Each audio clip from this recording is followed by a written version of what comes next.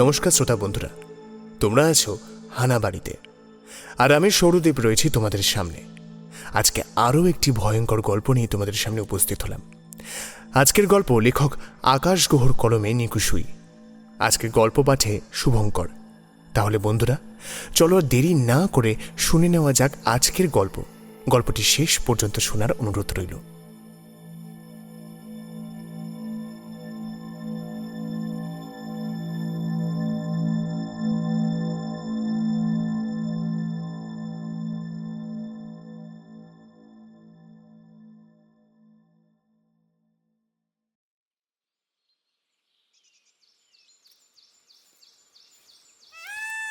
রোদ মাথায় করে ঠায় বেশ কিছুক্ষণ বিরক্ত মুখে দাঁড়িয়ে থাকার পর দেখলাম অবশেষে নিজের বৃদ্ধা দিদিমার কাছ থেকে বিদায় নিয়ে এগিয়ে এসেছে তাকাশি।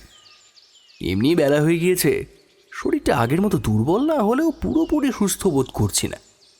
এমতো অবস্থায় এতক্ষণ ধরে আমায় দাঁড় করিয়ে রেখে মাতামহের সঙ্গে পৌত্রের এই এতক্ষণের বাক্যালাপের কারণটা ঠিক বুঝে উঠতে পারলাম না। তাকাশি প্রায় লাফাতে লাফাতে এসে আমার সঙ্গে হাঁটতে আরম্ভ করলো। পিছন ফিরে তাকালাম একবার। তাকাশির বৃদ্ধা দিদিমা আমার দিকে একবার হাত তুলে অতি কষ্ট করে হেসে বিদায় জানালেন। আমিও হেসে হাত নেড়ে টাটা করলাম। দেখলাম তাকাশি মুখ চেপে হাসছে। বিরক্তি চেপে জিজ্ঞাসা করলাম, কি ব্যাপার বলো তো? তোমার দিদিমা কি এতক্ষণ বলছিলেন তোমায়, আর তুমিও এমন বিচ্ছিরিভাবে হাসছো কেন? তাকাশিদার ছিমছাম সাজানো দোতলা কাঠের বাড়িটা গাছগাছালির আড়ালে মিলিয়ে যেতেই সে এবারে হো হো করে অট্টহাস্য করে উঠল আমাকে চমকে দিয়ে।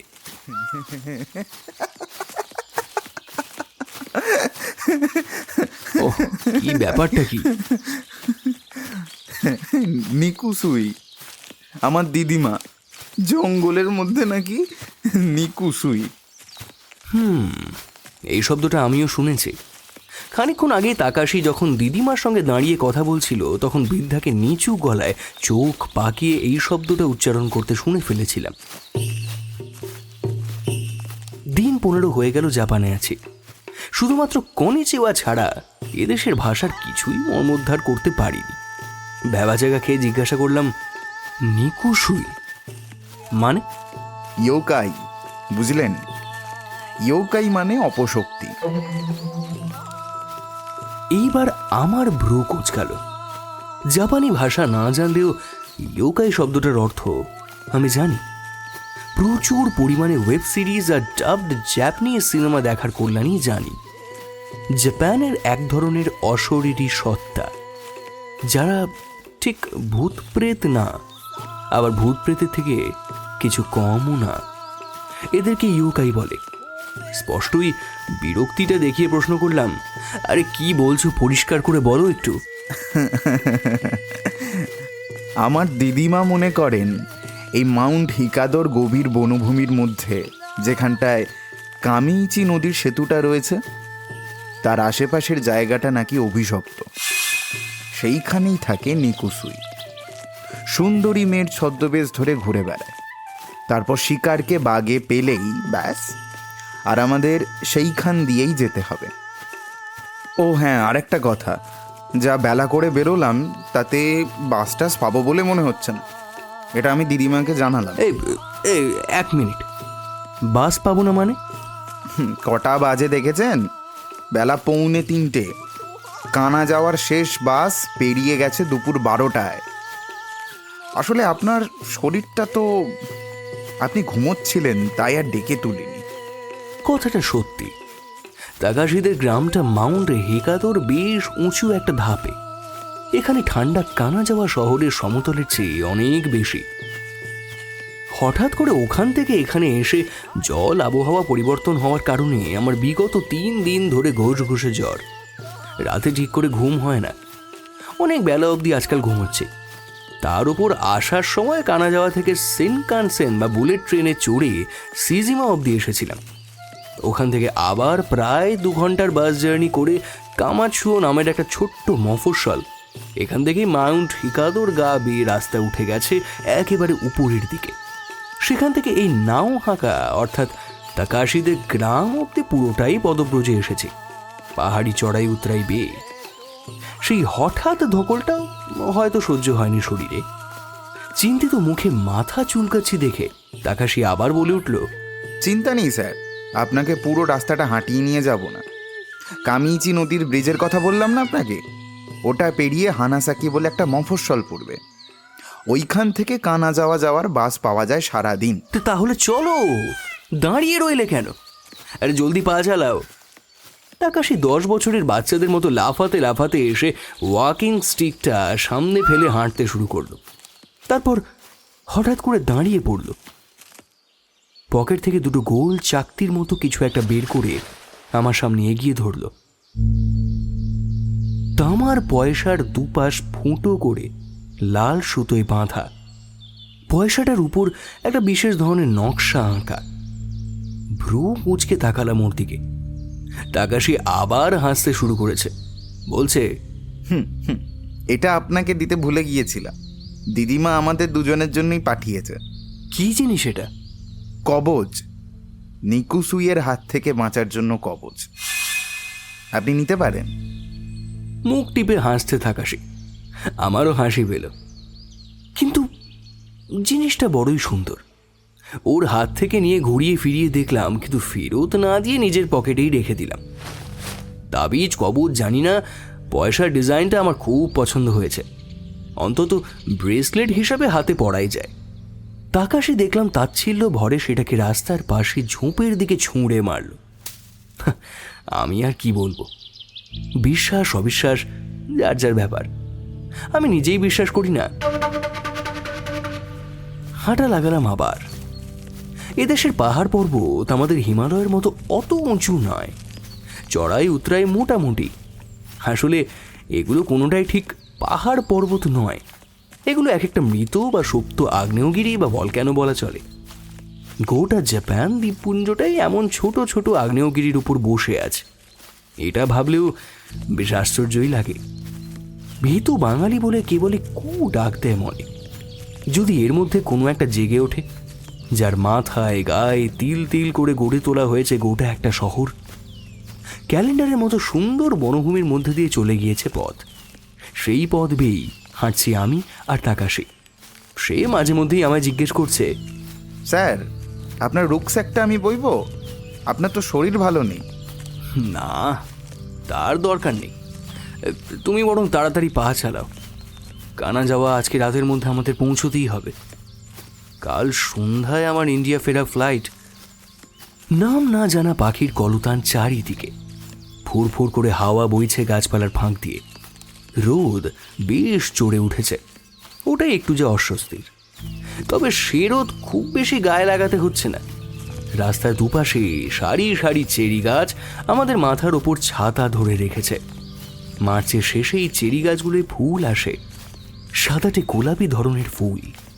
সেই চেরি ব্লসম দেখার জন্য দেশ বিদেশ থেকে বহু মানুষ ভিড় জমায় জাপানে। গোটা ট্যুরিস্ট সিজনের পিক আওয়ার সেই সময়টা। আমি এসেছি দেরি করে, এখন জুলাই মাস, তাই আমার ভাগ্যে ছবির মতো সুন্দর সেই চেরি ব্লসম এবারে আর জুটল না। তবুও এই 15 দিনের জাপান সফরে যা দেখে নিয়েছি, তাতে আমার অভিজ্ঞতার ঝুলি বেশ পরিপূর্ণ।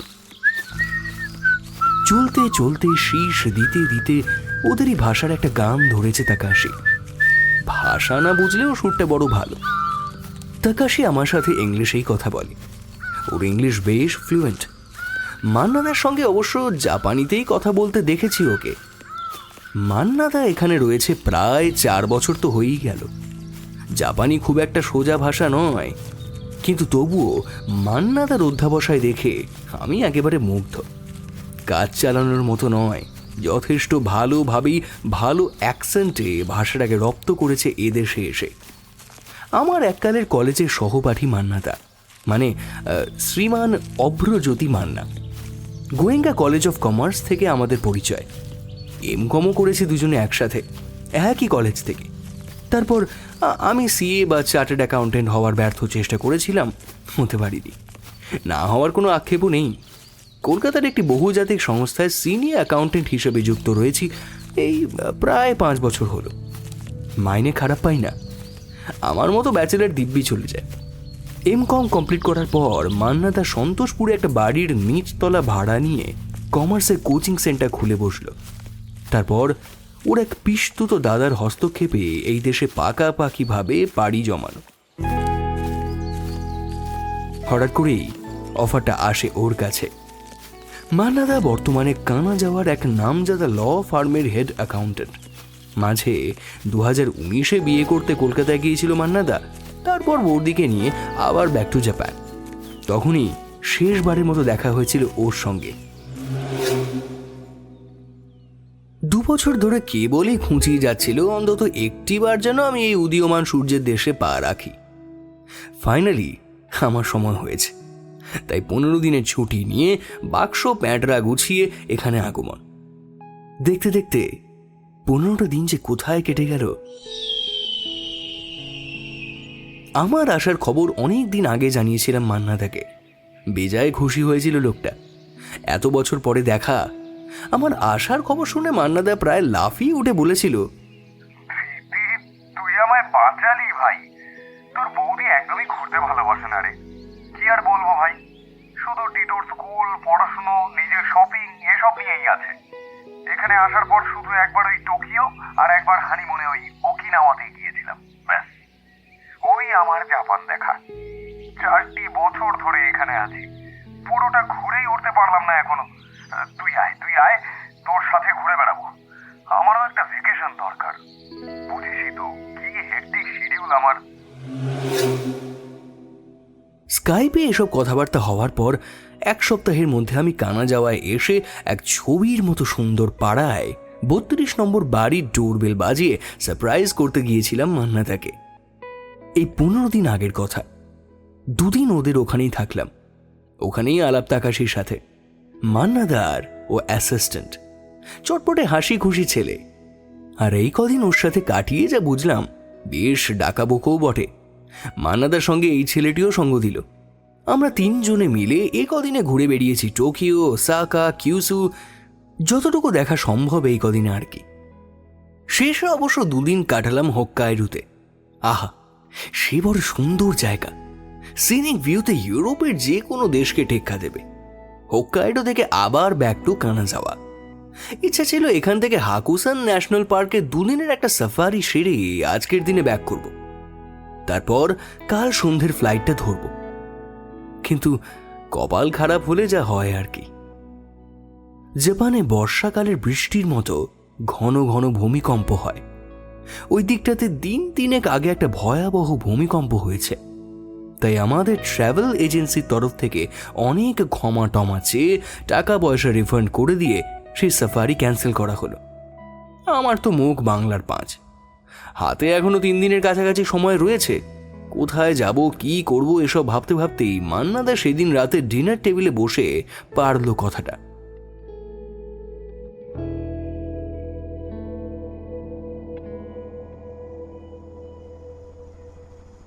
তোর হাতে তো এখনো 2 দিন সময় আছে। বসে না থেকে এক কাজ কর না, তাকাশি কাল ওর দেশের বাড়িতে যাবে নাও হাকাতে। তুই ওর সাথেই চলে যা, ঘুরে আয় 2 দিন। জায়গাটা কিন্তু ফাটাফাটি রকমের নৈসর্গিক। আর তাছাড়াও তুই তো জঙ্গলেই যেতে চেয়েছিলিস। বেশ অনেকটা জঙ্গলের পথ পাড়ি দিয়ে তারপর যেতে হয় ওই গ্রামে। ম্যাক্সিমাম রুটটাই ট্রেন এবং বাসে, বাকিটা পায়ে হেঁটে। ভালো অ্যাডভেঞ্চার হবে। চলে যা, আমি তাকাশিকে বলে দিচ্ছি। আর তুমি যাবে না?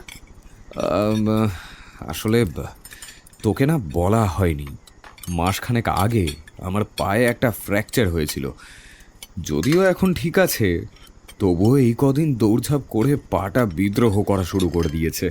তাছাড়াও তোকে তো বললামই, বেশ খানিকটা হাঁটা পথ, ওই ধকল সইবে না। তাছাড়াও তাকাশিদের বাড়ি আমি অনেকবার গিয়েছি, এখন আর যাওয়ার বিশেষ ইচ্ছে নেই। কিন্তু মানে তাকাশি আবার কিছু মনে করবে না তো? মানে যেচে পড়ে। যদিও তাকাশির সঙ্গে এই কদিনে আমার যথেষ্ট ভালো সখ্যতা তৈরি হয়েছে, তবুও আমার কেমন অস্বস্তি হলো। আমার থেকে বয়সে অনেকটাই ছোট সে, কিন্তু ওর মধ্যে একটা অদ্ভুত আপন করে নেওয়ার ক্ষমতা লক্ষ্য করেছি। এর কারণ বোধহয় ওর মুখে লেগে থাকা স্মরণ ভুবন ভোলানো হাসিটাই হবে। শুধু তাকাশি নয়, এই কদিনে জাপানে থেকে একটা জিনিস লক্ষ্য করেছি, জাপানিরা হাসে মন খুলে, মুখে এক মনে এক, এমন জিনিস এদের মধ্যে বড্ড কম। আরে না না, তা কেন? তুই যাবি শুনলে তাকাশি দারুণ খুশি হবে। আর ওদের বাড়ির সদস্যরা ওর মতনই হাসি খুশি, অতিথি বৎসল। গিয়েই দেখ, মন্দ লাগবে না। আমি আজ রাতেই তাকাশির সাথে কথা বলছি। না, আর আপত্তি করিনি। ভালোই হলো, দুদিন তো এখানে বসে বসেই সময় কেটে যেত। মান্নাদারও তো পা ফুলে ঢোল হয়েছে দেখলাম, ওর এখন রেস্টের প্রয়োজন। পরের দিন সকালেই তাকাশির সাথে রওনা হয়ে গিয়েছিলাম। কামাৎসু অবধি বাসে এসে হাঁটা শুরু করার পর বুঝতে পেরেছিলাম কেন মান্নাদা আসতে চাননি। খুব খাড়াই পাহাড়ি পথ না হলেও পায়ের যে অবস্থা দেখে এলাম ওর, তাতে করে বেশিক্ষণ এই পথে হাঁটা সম্ভব নয়। দুটো দিন তাকাশির বাড়িতে রাজার মতো আয়েসে কাটলো আমার। সত্যি, মান্নাদা ঠিকই বলেছিলেন, তাকাশির মতোই হাসি খুশি ওর বাবা মা আর বৃদ্ধা দিদিমা।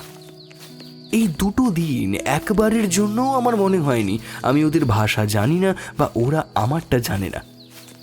শুধুমাত্র আন্তরিকতা দিয়ে যে ভাষাগত সমস্যা থাকলেও কিভাবে এক সম্পূর্ণ অচেনা অজানা দেশের সংস্কৃতির মানুষকে আপন করে নিতে হয়, সেটা নিজের চোখে দেখলাম। গ্রামটিও পরিষ্কার পরিচ্ছন্ন। আশেপাশে এই দুদিন তাকাশির সাথে ঘুরে বেরিয়েছি। পাহাড়ের প্রান্তে ঝুলে থাকা ছোট্ট একটা গ্রাম নাওহাকা। গ্রামের শেষ প্রান্তে নাম না জানা পাহাড়ি ঝর্ণা। এদিকে ওদিকে ছড়িয়ে ছিটিয়ে থাকা শ্রাইন বা উপাসনালয়, ঘন ঘন চিরসবুজ বাঁশ ঝাড়, দূরে মাউন্ট ফোকাৎসের তুষার ধবল মাথা, যেন গর্ত থেকে বেরিয়ে থাকা সাদা নেউলের মাথার ওপরের অংশটুকু। সকাল সন্ধে তাকাশিদের বাড়িটার বারান্দায় দাঁড়িয়ে সেই পাহাড়ের মাথায় সূর্যোদয় সূর্যাস্ত দেখা। সত্যি কথা বলতে ফিরে যেতে মন চাইছিল না। বহির্জগৎ থেকে বিচ্ছিন্ন এক সম্পূর্ণ অন্য জগৎ। শহুরে পাক কাঁদার মধ্যে থাকা কর্দমাক্ত কীট আমি। হাবাতে বোনা চাগার দিয়ে উঠবে, এটাই তো স্বাভাবিক। যে পথে এসেছিলাম সেই পথের দৈর্ঘ্য তুলনামূলক বেশি। মান্নাদাই নাকি তাকাশিকে সেই ঘুর পথে আমাকে এখানে নিয়ে আসার জন্য বলেছিলেন। একটু ঘুরতে ঘুরতে বেশি সময় নিয়ে আসা যাবে তাই। কিন্তু এখন ফেরার সময় তাড়া থাকার কারণে চলেছি অন্য পথে, জঙ্গলের পথে। চুপচাপ চলেছি আমরা দুজন। আমি আবার বেশিক্ষণ কথা না বলে থাকতে পারি না। হাত ঘড়িতে দেখলাম কাঁটা 4টের ঘরে ঢুকলো সবে। তাকাশিকে জিজ্ঞেস করলাম, হানাসাকি এখনো কত দূর হে? স্যার, সবে তো হাঁটা শুরু করলাম, এখনো তো কামিচি নদীর ব্রিজই পেরোলাম না। এই সেই ব্রিজ না যেখানে কি সব ইকোকাইয়ের থাকার সম্ভাবনার কথা বলছিলেন তোমার দিদিমা? স্যার, নিকুসুই, ওই যে সেই রক্তপিপাসী মহিলা বলেছিলাম। তার ব্যাপারে কী সব বলবে বলছিলে তখন আমায়? এখন শুনি। এতটা রাস্তা, সময়টা কেটেই যাবে। আমাদের দেশে হাজারো রূপকথার গল্প প্রচলিত আছে স্যার, সে তো আপনি জানেন। আমাদের ভূত প্রেত ইয়োকাইয়ের সংখ্যা নেহাত কম নয়। যদিও আমি নিজে ব্যক্তিগতভাবে সেসবে খুব একটা বিশ্বাস করি না, কিন্তু একটু প্রাচীন ধরনের মানুষজন, বিশেষ করে এই গ্রামের দিককার মানুষজন ইয়োকাইদের খুব মেনে চলে এবং মনে মনে তাদের দারুণ ভয়ও পায়। এই আমার দিদিমাকেই দেখুন না, যেই একটিবার মাত্র বলেছি আমরা এই পথে দিয়ে কানা যাওয়া ফিরব, সেই থেকে দিদিমার মাথার চুল ছেঁড়ার মতো অবস্থা। পই পই করে বলে দিয়েছেন কামিইচি নদীর সেতু যেন সন্ধে আসার আগেই আমরা পেরিয়ে যাই। ওখানে নাকি একদল নিকুসুই থাকে। যদিও এই পথ দিয়ে কানা যাওয়া গেছি আমি বহুবার, কিন্তু কখনোই রাতের বেলা যাইনি। এমনটা নয় যে নিকুসুইয়ের ভয়ে যায়নি, আসলে সন্ধ্যের পরে পথে বাসও খুব একটা থাকে না। এই প্রথমবার এত দেরি করে এই পথে যাচ্ছি। আপনি অসুস্থ না হয়ে পড়লে হয়তো সকাল সকালই রওনা দিতাম। সত্যি বলতে একটু অপ্রস্তুতি হলাম। এ কথা সত্যি যে আমার জন্যই দেরি হয়েছে, কিন্তু কি আর করা যাবে? শরীর খারাপ হলে তো সেটা আমার হাতে নয়। যদিও কানা যাওয়া ফেরার তাড়া তাকাশির চেয়ে আমার ঢের বেশি। কেন? কামাইচি নদীর ব্রিজের ওখানেই কেন? দেখুন স্যার, লোককথার বিশ্বাসী মানুষদের কথা অনুযায়ী নিকুসুই যে কোনো জায়গাতেই থাকতে পারে, তবে জঙ্গল তার বিশেষ পছন্দের একটা জায়গা। ওই ব্রিজটার কাছে জঙ্গলের ঘনত্ব যথেষ্ট বেশি, আর ওই ব্রিজটার কাছে নাকি এর আগে অনেকবার বেশ কয়েকজন অল্প বয়সী ছেলের মৃতদেহ পাওয়া গেছে। আমি নিজের চোখে দেখিনি স্যার, কিন্তু শুনেছি সেই বডিগুলোর নাকি রক্ত মাংস বলে শরীরে কিছুই অবশিষ্ট ছিল না, শুধু চামড়ার সাথে হাড় লেগেছিল, ঠিক যেমন মিশর দেশের মমি হয়, অনেকটা সেরকম। আসলে নিকুসুইয়ের পছন্দের শিকার হলো জোয়ান পুরুষ মানুষ। তাদের শরীরের রক্ত মাংস শুষে নিয়ে ছিবড়ে করে দেহটাকে ফেলে দেয় ওরা। সেই মানুষগুলো প্রাণ শক্তি শুষে নিয়েই ওরা বেঁচে থাকে, আয়ু বাড়ে ওদের। গাল গল্প যতদূর শুনেছি তাতে ওদের নাকি দেখতে খুব সুন্দর হয়। প্রথম দর্শনে আপনি বুঝবেনই না এ কোনো ভয়ঙ্কর দুষ্ট প্রেতাত্মা হতে পারে। ভুলিয়ে ভালিয়ে আপনাকে জঙ্গলের আরও ভেতরে টেনে নিয়ে যাবে, তারপর আপনাকে তীব্রভাবে আকর্ষণ করবে তার সঙ্গে মিলনের জন্য। আপনি সেই প্ররোচনা এড়িয়ে যেতে পারবেন না। তারপর আপনি যেই তার কাছে যাবেন, আপনার সাথে যদি কোনো আলো থাকে, যেমন ধরুন এখানকার দেহাতি মানুষের ক্ষেত্রে একটা লণ্ঠন, সেটা এক ফুঁ দিয়ে দপ করে নিভিয়ে দেবে। তারপর নিজের আসল রূপ ধারণ করবে নিকুসুই। তারপর আপনার রক্ত মাংস খেয়ে ছিবড়ে করে আপনাকে সেখানেই ফেলে রেখে চলে যাবে। আর হ্যাঁ, নিকুসুইয়ের চুলে মারাত্মক শক্তি, তার চুলগুলো যেন জীবন্ত। শিকার পালানোর চেষ্টা করলে সে হাত বাড়াবে না, দৌড়াবেও না। তার চুলগুলো অক্টোপাসের মতো জাপটে পড়ে জড়িয়ে ধরবে শিকারকে। তার মুখ চোখ গলা এমনভাবে পিঁচিয়ে ধরবে যাতে সে আর নড়তে চড়তে না পারে। তারপর যা শালা, এ তো আমাদের দেশের ডাইনি আর পাশ্চাত্যের ভ্যাম্পায়ারের ককটেল পুরো। এত কিছুর পরেও যদি আপনি পালিয়ে যেতে পারেন কোনোভাবে, নিকুসুই ঠিক আপনার শরীরের গন্ধ শুকে আপনার কাছে হাজির হবে।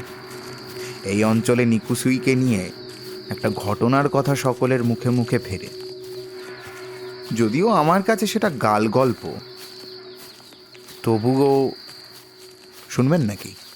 আরে হ্যাঁ হ্যাঁ বলো, কোনো রাজকার্য তো করছি না, এখনো তো বোধহয় অনেকটা পথ বাকি আছে। চুপচাপ মুখ গোঁজ করে হাঁটার চেয়ে এই ছাইপার শোনা ভালো। বিকেলের পরন্ত রোদ পাহাড়ের ঘন গাছপালার ফাঁক ভেদ করে ঢুকতে পারছে না আর। আধো আধো অন্ধকার পরিবেশের মধ্যে দিয়ে কেবলমাত্র প্রকৃতির শব্দকে সঙ্গী করে হাঁটতে হাঁটতে এসব অতিলৌকিক আলোচনা মন্দ লাগছিল না। তাকাশিও পরিবেশের সঙ্গে নিজের কণ্ঠস্বরটাকে বেশ ভালোভাবে ব্লেন্ড করে নিয়ে পেশাদার গল্পকথকের মতো বলতে শুরু করলো।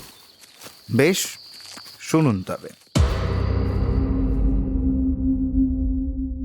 বেশ কিছু বছর আগে আমাদের গ্রামে হারুহিতু নামে এক ছেলে ছিল।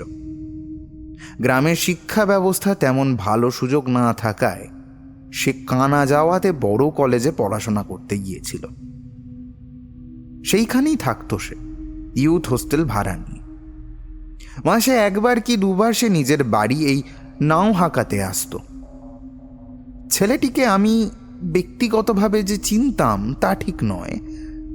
আসলে আমাদের গ্রামটা যতটা ছোট মনে হয় ততটা ছোট নয়।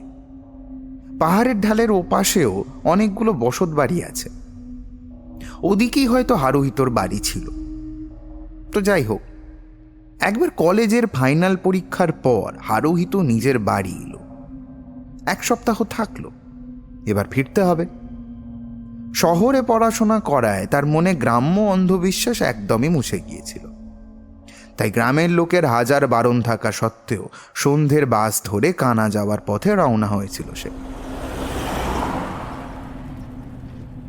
তখনও এই পথে সন্ধ্যের দিকে একটা বাস চলত। ওটাই ছিল শেষ বাস। সেই বাসে উঠল। বাস চলছে খুব ধীর গতিতে। হারুহিত ছাড়া দ্বিতীয় কোনো প্যাসেঞ্জার সেখানে নেই। মজাই লাগছিল ওর। পিছনের দিকে জানলার ধারে একটা সিট নিয়ে বসে নিজেই আইপ্যাডে গান শুনতে শুনতে মাথাটা পেছনের দিকে এলিয়ে বসেছিল হারুহিত। ওর চোখটা লেগে এসেছিল বোধহয়। হঠাৎ বাসটা ব্রেক কষে থামতে ঝটকা খেয়ে ঘুমটা ভাঙে। বাসটা অন্ধকার, সন্ধে নেমেছে অনেকক্ষণ আগে, কিন্তু বাসের ভিতর কোনো আলো জ্বালানো হয়নি। বাসটা দাঁড়ানোর সঙ্গে সঙ্গে একজন মহিলা বাসে উঠলেন। তার পরনে সাদা কিমোনো, একে অন্ধকার, তার উপর আবার মহিলার মুখের উপর চুলগুলো অবিন্যস্তভাবে ছড়িয়ে রয়েছে, তাই হারুহিত মেয়েটার মুখ দেখতে পেল না। মেয়েটা এসে বসলো ঠিক ওর আগের সিটে, জানলার ধারে। বাসটা আবার চলতে শুরু করলো।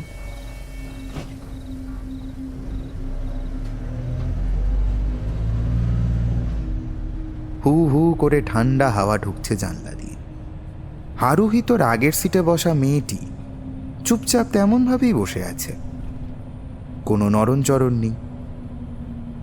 মেয়েটির চুলগুলো বেশ লম্বা, বাইরের হাওয়ার দাপটে সে চুল এলোমেলোভাবে উড়ে উড়ে চলে আসছে পিছনের দিকে বসে থাকা হারুহিতর কাছে। তার চোখে নাকে মাঝে মাঝে ঝাপটা মেরে যাচ্ছে সে আলগা চুলের গোছা। একটু বিরক্ত হলো সে। মেয়েটা কি বুঝতে পারছে না যে ওর খোলা চুলে পেছনের সিটে বসে থাকা মানুষের অসুবিধা হতে পারে? বেঁধে নিচ্ছে না কেন? যত সব। অনেকক্ষণ এরকম সহ্য করার পর হারুহিত সাহস করে মেয়েটার কাঁধে হাতে দিয়ে তাকে ডাকলো। এই যে মিস, শুনছেন? আপনি হয় জানলাটা বন্ধ করে দিন, নয়তো চুলগুলো বেঁধে নিন। আমার মুখের উপর আপনার চুলগুলো ঝাপটা মারছে। মেয়েটা ঠায় তেমনভাবেই বসে রইল। হারুহিত এবার একটু বিরক্ত হয়ে আর একবার গলা চড়িয়ে ডেকে উঠল। এই যে মিস, শুনছেন? আপনাকে বলছি। এবার মেয়েটা ঘাড় ঘুরিয়ে হারুহিতর দিকে তাকালো। ঘাড় ঘোরালো মানে বসে থাকা অবস্থাতেই এক ফোঁটাও অঙ্গ সঞ্চালন না করে 360 ডিগ্রি ঘুরিয়ে দিল মাথাটা।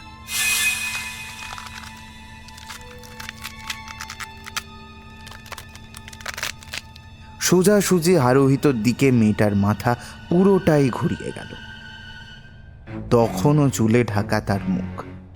হারুহিত ভয় আতঙ্কে চিৎকার করে উঠতে যাবে, এমন সময় সেই হাওয়ার দাপটে উঠতে থাকা চুলগুলো হঠাৎ যেন প্রাণ পেল। এক একটা সাপের মতো সপ সপ করে হারুহিতর মুখের উপর ঝাঁপিয়ে পড়ে জড়িয়ে ধরল ওর নাক মুখ। বন্ধ হয়ে গেল চিৎকার করার ক্ষমতা। ততক্ষণে মেয়েটার মুখটা ওর কাছে ভীষণ পরিষ্কার। সে দেখল লাল ঠোঁটের 2 কষ চেপে বসে আছে দুখানা বড় বড় বিড়ালের দাঁত। মেয়েটার চোখ আলকাতরার মতো কালো। নিষ্ঠুর একটা হাসি হেসে বিরাট বড় একটা হাঁ করে হারুহিতর দিকে এগিয়ে এলো মেয়েটা। বিন্দুমাত্র চিৎকার করার আগে মুহূর্তের মধ্যে ওর দেহটা শক্ত আড়ষ্ট কাঠের মতো যেমনভাবে বসেছিল তেমনভাবেই বসে রইল। শুধু সে দেহে না রইল মাংস, না রইল রক্ত।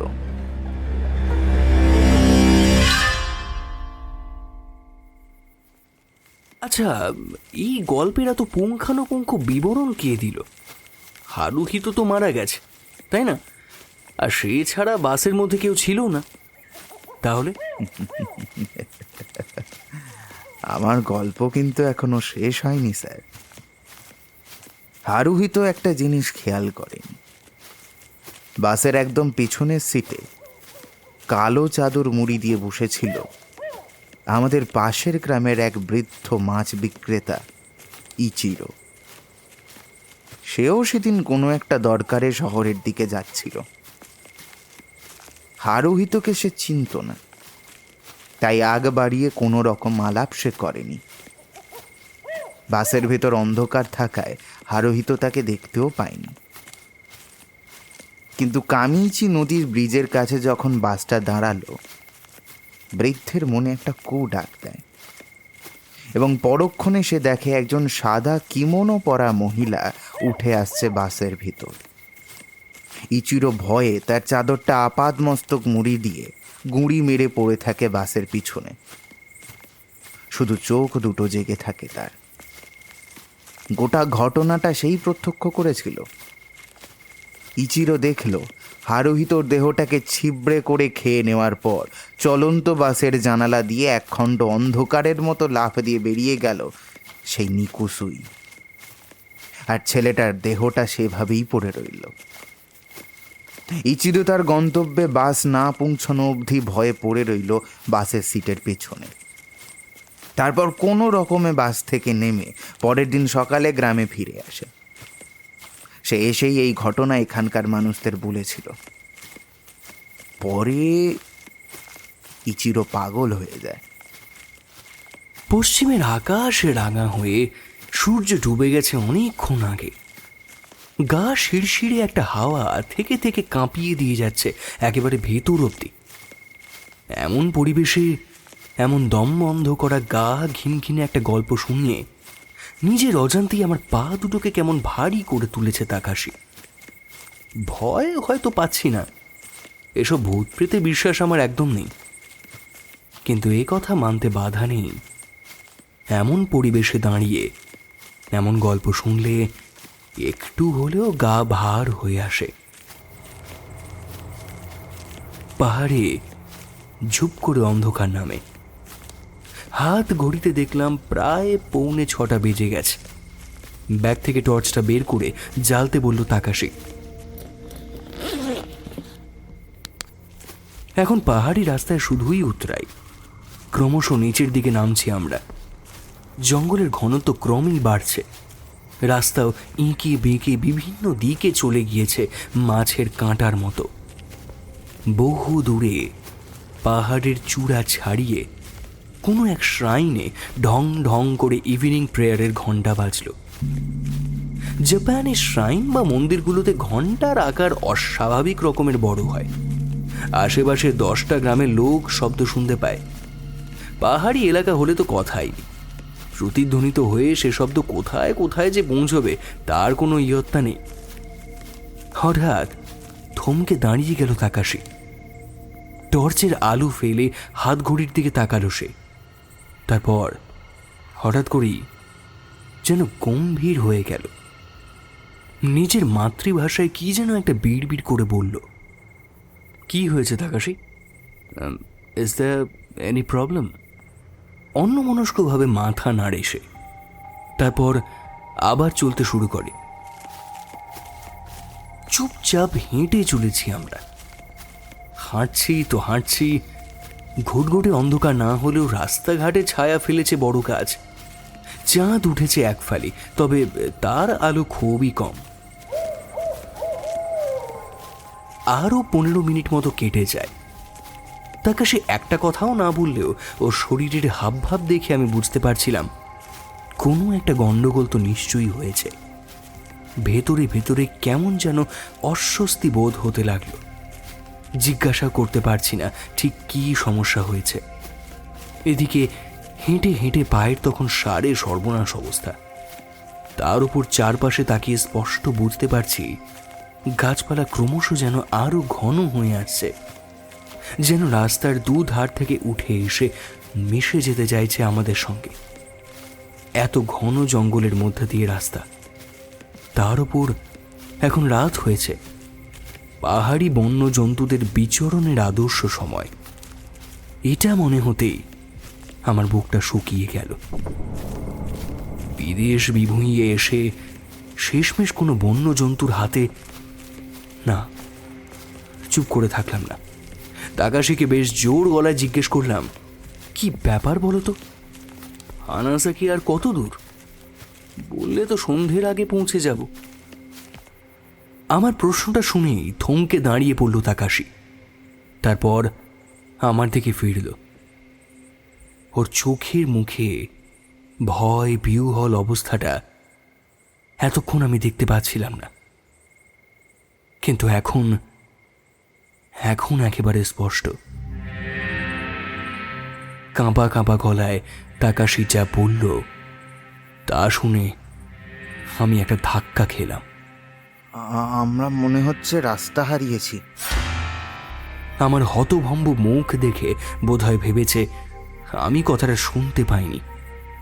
সে আবারও বলল, স্যার আমরা রাস্তা হারিয়েছি স্যার। বলা ভালো আমরা অনেকক্ষণ ধরে একই জায়গায় ঘুরে মরছি। মানে মানে পথ হারিয়েছি? এই রাস্তা তোমার চেনা নয়, আর আমরা পথ হারিয়েছি যে সেটাই বা কি করে বুঝলে? না স্যার, এই রাস্তা আমার ভুল হওয়ার কথাই নয়, কিন্তু আজ আরেকটু এগিয়ে আসুন, আপনাকে একটা জিনিস দেখাই। দুশ্চিন্তায় ভয়ে পা পাথরের মতো ভারী হয়ে আসছে। মন্ত্রমুগ্ধের মতো এক পা দু পা করে তাকাশের পিছন পিছন আমি এগিয়ে গেলাম। বেশ খানিকটা চলার পর একটা জায়গায় এসে থমকে দাঁড়ালো তাকাশি। তারপর সামনে হাত তুলে বলল, এই চেস্টনাট গাছটা দেখছেন? এটা সামনে দিয়ে আমরা এই নিয়ে 3 বার ঘুরছি। দ্বিতীয়বারে খানিকটা বুঝতে পেরেছিলাম, এখন কনফার্মড হলাম। অনেকক্ষণ থেকেই রাস্তাটা অচেনা লাগছিল আমার। মিশমিশে কালো অন্ধকার চারদিকে, তার সাথে পিন পতন নীরবতা। সেই অস্বস্তিকর নিস্তব্ধতা আমার মনের কোণে জমে ওঠা আশঙ্কাকে কয়েক গুণ বাড়িয়ে তুলছিল। ধৈর্য হারালাম এবার। আমি চিৎকার করে বলে উঠলাম, এখন তাহলে আমরা কি করব? তুমি বুঝতে পারছো আজকে রাতের মধ্যে কানা যাওয়া পৌঁছানোটা আমার জন্য কতটা জরুরি? স্যার, মেজাজ হারাবেন না দয়া করে। আমরা বিপদে পড়েছি, মাথা ঠান্ডা রাখাটা খুব দরকার। আসুন এই রাস্তার উল্টো দিকে হাঁটতে শুরু করি, তাহলে হয়তো আবার বড় রাস্তায় গিয়ে পড়ব আমরা। মন বলছে হানাসাকি এখান থেকে খুব বেশি দূরে নয়। ওই শুনুন, শুনতে পাচ্ছেন জল বয়ে যাওয়ার কলকল শব্দ? ভালো করে কান পেতে শুনলাম আমি। হ্যাঁ, খুব ক্ষীণ একটা তেমন আওয়াজ আসছে বটে, তবে দূর থেকে কোথাও। তাকাশির মুখে এতক্ষণ একটা স্বস্তির ছাপ ফুটে উঠল। ওটা কামিয়েছি নদী স্যার। তার মানে হানাসাকি খুব একটা দূর নয়। হানাসাকির পাশ দিয়ে এই নদীটা বয়ে গিয়েছে। চলুন স্যার, এগোনো যাক। রাগে গজগজ করতে করতে পা চালালাম। কেটে গেল আরো বেশ কিছুক্ষণ সময়। কিন্তু এ কি, ঠিক কিছুক্ষণ আগে যে চেস্টনাট গাছটার সামনে আমরা দাঁড়িয়েছিলাম, আবারও সেখানে ঘুরতে ঘুরতে চলে এসেছি আমরা। এটা এটা কি হচ্ছে? যতদূর মনে পড়ছে উল্টো দিকের পথ ধরে হাঁটা শুরু করেছিলাম আমরা। এ তো একেবারে অবিশ্বাস্য কাণ্ড। এবার রাগ মুছে গিয়ে যে অনুভূতিটা আমায় আষ্টে পৃষ্ঠে জাপটে ধরল, সেটা ভয়।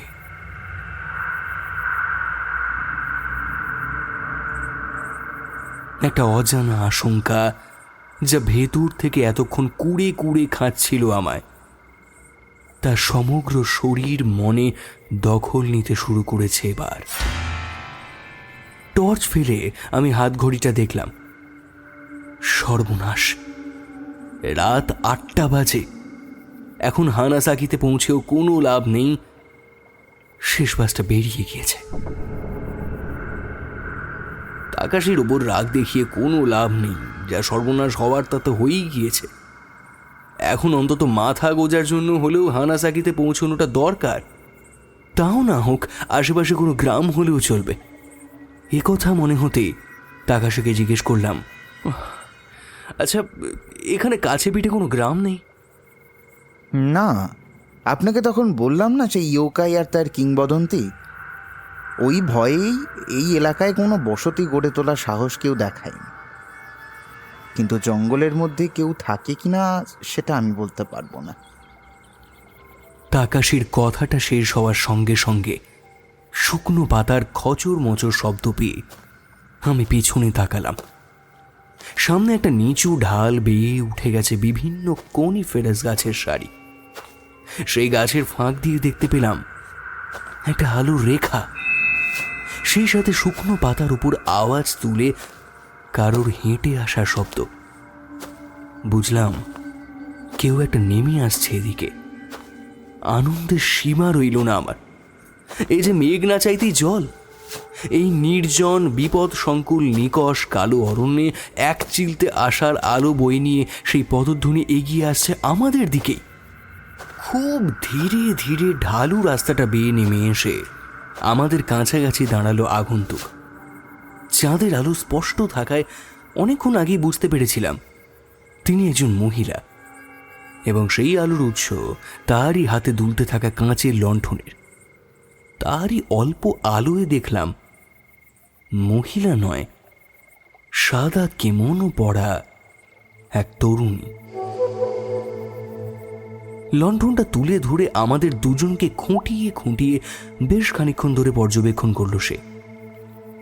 তখনই দেখলাম মেয়েটি অসামান্য রূপবতী, চুলের গোজে যেন ঝর্ণা লাফিয়ে নামছে। সম্পূর্ণ নিভাজ কিমোনোর ভেতর থেকে ফর্সা একটি হাত বের করে সে আমার পিছনে থাকা তাকাশির উদ্দেশ্যে কিছু একটা বলে উঠল। পাহাড়ি নদীর মতো রিনরিনে কণ্ঠস্বর। তাকাশি কিছুক্ষণ চুপ থেকে নিজের মাতৃভাষায় কি একটা উত্তর করল। যথারীতি আমি কিছুই বুঝতে পারলাম না। তাকাশি বলল, ও জানতে চাইছে আমরা এখানে এত রাতে কি করছি, আর আমরা কারা। সংক্ষেপে বললাম পথ হারিয়েছি, হানাসাকি যেতে চাই। এর পরে ওদের দুজনের মধ্যে যাবতীয় কথোপকথন তাকাশি দোভাষীর মতন আমায় বুঝিয়ে দিতে লাগলো। তাকাশির উত্তরে মেয়েটি বেশ কিছুক্ষণ দাঁড়িয়ে কি যেন ভাবল, তারপর বলল, দেখুন, হানাসাকি কিন্তু এখান থেকে কম দূর নয়। আপনারা তো অন্য রাস্তায় চলে এসেছেন। এত রাতে জঙ্গলের পথ পাড়ি দিয়ে হানাসাকিতে পৌঁছানো কিন্তু বেশ ঝুঁকিপূর্ণ কাজ হবে। বরং কিছুটা গেলেই আমার ঘর। যদি আপনাদের কোনো আপত্তি না থাকে তাহলে আজ রাতটা আপনারা বরং সেখানেই কাটিয়ে দিতে পারেন। আপনাকে অনেক ধন্যবাদ, কিন্তু মাফ করবেন, আমাদের আজ রাতে হানাসাকি পৌঁছতেই হবে। আপনি যদি পারেন তো দয়া করে আমাদের রাস্তাটা দেখিয়ে দিন, আমাদের ভীষণ উপকার হয়। রাস্তা তো আমি অবশ্যই আপনাদের দেখিয়ে দিতে পারি, কিন্তু এত রাতে জঙ্গলের পথে যাওয়াটা কি সত্যিই বিচক্ষণের হবে? আপনারা এখানকার কিংবদন্তি জানেন কি না আমি জানি না, কিন্তু এখান থেকে খুব কাছে কামচি নদী, তার উপরে একটা সেতু আছে। জায়গাটার কিন্তু খুব দুর্নাম। আপনাদের দুজনকে একা একা সে পথে ছেড়ে দিলে আপনাদের যদি কিছু হয়ে যায়, ও অপরাধবোধ তো আমায় কুড়ে কুড়ে খাবে। দেখুন, আমরা ওসব কুসংস্কারে বিশ্বাস করি না। আপনি আমাদেরকে রাস্তাটা কি দেখিয়ে দিতে পারবেন? তাকাশি, একবার ভেবে দেখো, ও যা বলছে তা কিন্তু নেহাত ফেলনা কথা নয়। ওসব ভূত প্রেতে কুসংস্কার না হয় বাদই দিলাম। এত রাতে আমরা দুজন যদি এখন ওই জঙ্গলের পথ দিয়ে হানাসাকির দিকে রওনা হই, বুঝতে পারছো অন্য বিপদ তো থাকতে পারে। বন্যজন্তু, জানোয়ার বা চোর ডাকাত, আর আমাদের হাতে কোনো অস্ত্র নেই। বোঝার চেষ্টা করো। মেয়েটি ফ্যাল ফ্যাল করে তাকিয়ে রইল আমাদের দিকে। সম্ভবত সে ইংরেজি বোঝে না। তাকাশি চাপা স্বরে বলল, স্যার, আমার দুটো জায়গায় কেমন খটকা লাগছে। প্রথমত, এত রাতে মেয়েটা একা একা এই ঘন জঙ্গলের মধ্যে ঘুরে বেড়াচ্ছে কেন? আর দ্বিতীয়ত, ওর বয়স দেখেছেন? তার উপর এরকম রূপসী, সেই রাতের বেলা দুজন মানুষকে চিনল না, জানল না, তার ঘরে থাকতে দিয়ে দেবে? ব্যাপারটা একটু অস্বাভাবিক নয় কি? কিসের আশঙ্কা করছো? উফ, প্লিজ বলো না তুমি এখন পরিস্থিতির চাপে পড়ে এসব গাইয়া ভূত প্রেতের কুসংস্কারে বিশ্বাস করছো তাকাশি। উফ না স্যার, আমি সেসব ভাবছি না। মেয়েটার অন্য কোনো মতলব তো থাকতে পারে। মানে ধরুন শিকান বিয়া, প্রস্টিটিউট বা অন্য খারাপ কিছুর সঙ্গে যুক্ত থাকতে পারে। কোনো ডাকাত দল হয়তো ওকে টোপ হিসাবে ব্যবহার করে। ওর বাড়িতে আশ্রয় নেওয়াটা কি সত্যি বুদ্ধিমানের কাজ হবে স্যার? আহা, কিন্তু এই রাতে জঙ্গলের মধ্যে দিয়ে চলাফেরা করাটাও তো বুদ্ধিমানের কাজ হবে না তাকাশি। সেটা বোঝার চেষ্টা করো। কোনো রকমে রাতটা কাটিয়ে দিতে পারলেই তো হবে। আর যদিও কোনো বিপদ হয়, আরে তুমি তো ভালো তাইচি, কারাটে এসব জানো। বিপদ বুঝলে প্রয়োজন পড়লে প্রয়োগ করবে বই কি। দেখো, ওকে দাঁড় করিয়ে রেখো না। পরে যদি আবার রাজি না হয়, এইটুকু রিস্ক আমাদের নিতেই হবে। আমাদের এতক্ষণের কথোপকথন মেয়েটি কিছুই বোঝেনি, সেটা তার মুখ দেখেই বুঝতে পারলাম। জিজ্ঞাসু দৃষ্টিতে সে চেয়ে রয়েছে আমাদের দিকে।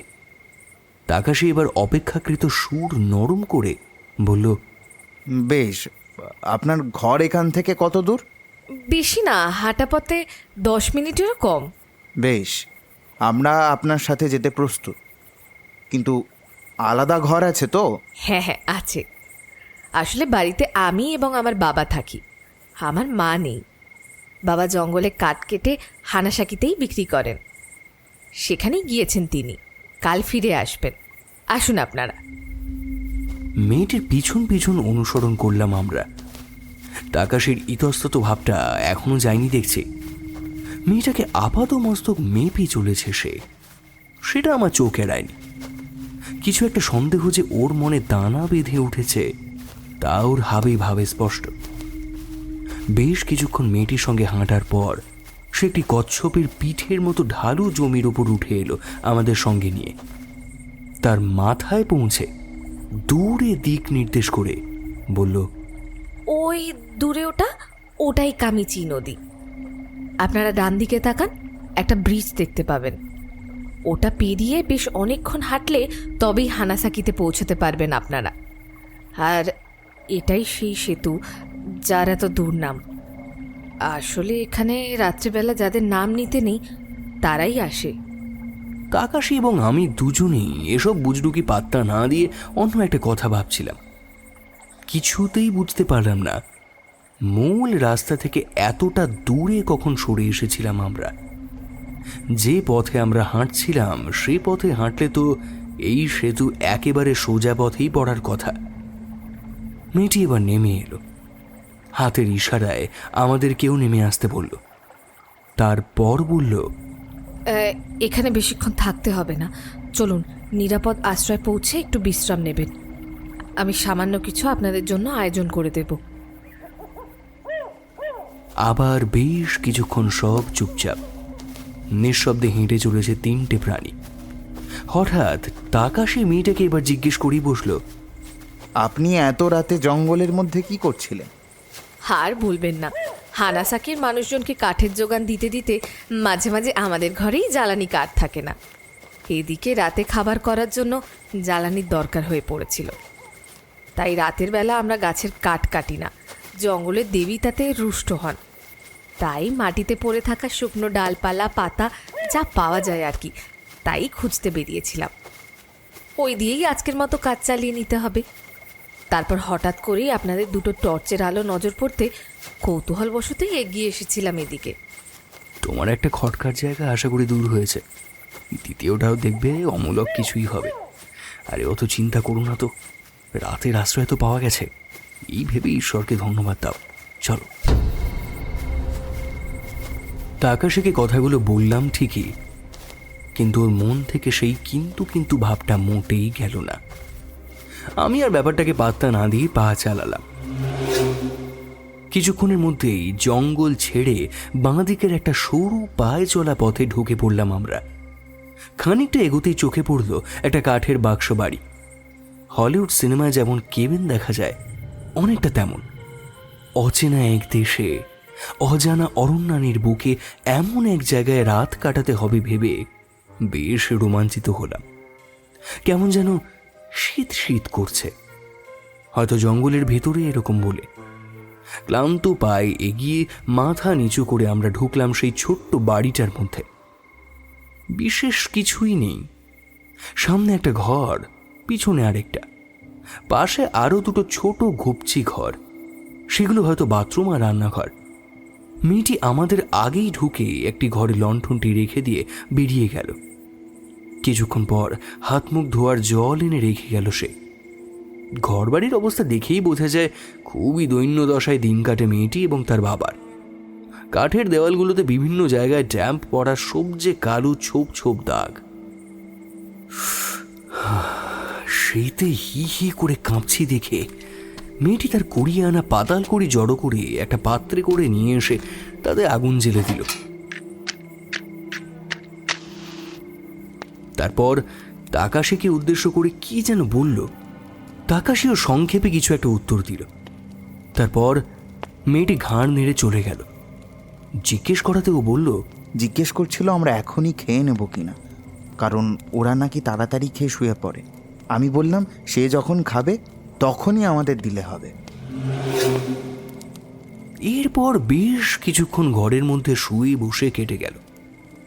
ঘরে একটা খাট অবধি নেই, একটা ছাড় পোকায় খাওয়ার তক্তপোষ তার উপরেই শুয়ে বসে আছে।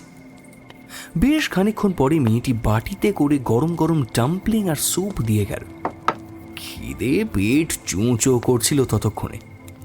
এতটা রাস্তা উদ্ভ্রান্তের মতো হেঁটেছে, সামনে যা পেলাম তাই অমৃতের মতো মেনে দিলাম। সবটা সাবড়ে শেষ করে একটা তৃপ্তির ঢেঁকুর তুললাম। মেয়েটি খেতে দিয়েছে ঠিকই, কিন্তু জল দেয়নি।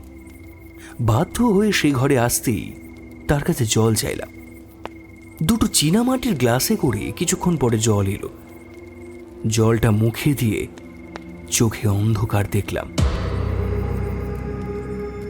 নিদারুণ তৃষ্ণায় অনেকটা জল একসাথে মুখে ঢেলে দেওয়ার পর বুঝলাম একটা বিশ্রী আষ্টে গন্ধ নাকে এবং মুখে একসাথে ঝাপটা মেরেছে। গলা দিয়ে নামলো না সে জল। গ্লাসের মধ্যেই আবার ঢেলে দিলাম মুখ থেকে বের করে। মুখটা পুরো বিস্বাদ হয়ে গেছে। আর একটু হলেই হয়তো বমি করে ফেলতাম। লণ্ঠনের সামনে গ্লাসটা ধরতেই একেবারে আঁতকে উঠলাম। জলের মধ্যে বিচ বিচ করছে শ্যাওলা। ভালো করে খুঁজলে পোকাও পাওয়া যাবে হয়তো। তাকাশি তখনও জলটা মুখে দেয়নি। আমার অবস্থা দেখে সে গ্লাসটা হাত থেকে নামিয়ে রেখেছে। এ যেন কোন ইঁদো পাতকুর জল, যা বহু বছর কেউ ব্যবহার করে না। অতিথিকে কেউ এমন জল পরিবেশন করে? মাথাটা গরম হয়ে গেল। মেয়েটি জল দিয়ে চলে গিয়েছে আবার কোথায়? ডেকে দু কথা শোনাতেও পারলাম না। যতই হোক রাতের আশ্রয়টুকু তো দিয়েছে। এই সামান্য একটা বিষয়ের জন্য কড়া কথা শোনানোটা ভালো দেখায় না। জল খাওয়া স্থগিত রাখলাম আপাতত। জঘন্য স্বাদটা পুরো মুখটাকে নষ্ট করে দিয়েছে। গ্লাস দুটোকে একপাশে সরিয়ে রেখে ঘরের দরজা টেনে দিলাম। আকাশে একবার উঁকি মেরে বাইরে দেখল মেয়েটিকে দেখা যায় কিনা। তার কোনো সারা শব্দ পাওয়া গেল না। অতঃপর সে স্লাইডিং ডোর টেনে বন্ধ করে দিল। আমরা শুয়ে পড়লাম। তাকাশির মন থেকে এখনো মেয়েটার প্রতি সন্দেহ যায়নি। সে আমায় বলল লণ্ঠনটা না নেভাতে। বেশ খানিকক্ষণ আগে মেয়েটির জেলে যাওয়া সেই ছোট্ট অগ্নিকুণ্ড এখন প্রায় নিভে গেছে। একটা অস্বস্তিকর ধোঁয়া ঘরটাকে ভরিয়ে তুলছে আস্তে আস্তে। না, শুয়েও ঘুম এলো না। কেমন যেন চোখ জ্বালা করছে।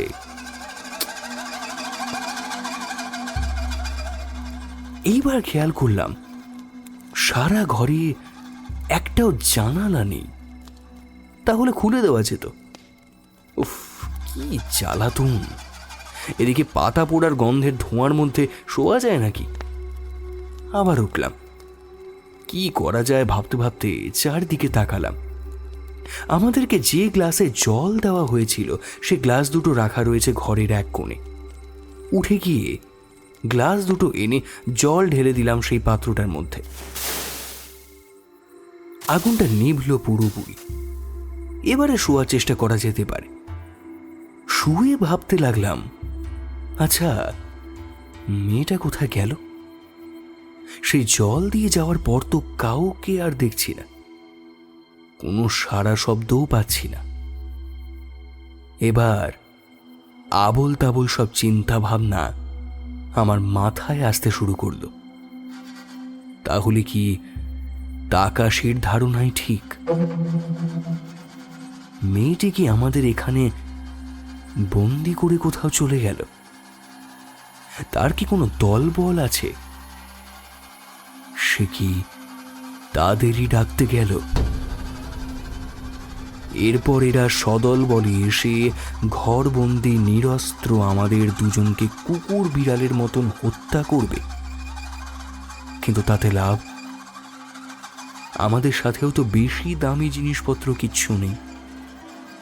ভেবে দেখলাম সবসময় খুনের উদ্দেশ্য জিনিসপত্র হাতানো থাকে না। কিছু কিছু মানুষ শুধুমাত্র খুন করেই আনন্দ পায়। একটা অজানা ভয় কুড়ে কুড়ে খাচ্ছে আমায় এবার। তাকাশি ততক্ষণে নাক ডাকতে আরম্ভ করেছে। এতক্ষণ ওর যে যে চিন্তা ভাবনাগুলো ওর মাথায় আসছিল, এখন তা কোন অলৌকিক বলে আমার মাথায় খেলা করছে। সত্যি মেয়েটার কোনো খারাপ উদ্দেশ্য নেই তো? দরজা খুলে একবার দেখব সে আদেও ঘরে আছে কিনা। এদিকে যে সেটা করতেও সাহসে কুলোচ্ছে না। একবার মনে হলো ধুর, বেশি উল্টোপাল্টা ভাবনা চিন্তা করছি, আমাদের এত খুঁটিনাটি জেনে দরকার কি? কিন্তু তবুও মন থেকে চিন্তাটা কিছুতেই ঝেড়ে ফেলতে পারলাম না। তাকাশির ঘুম ভাঙার কোনো লক্ষণই নেই। আমি আকাশ পাতাল ভাবতে ভাবতে কখন যে ঘুমিয়ে পড়লাম নিজেই জানি না।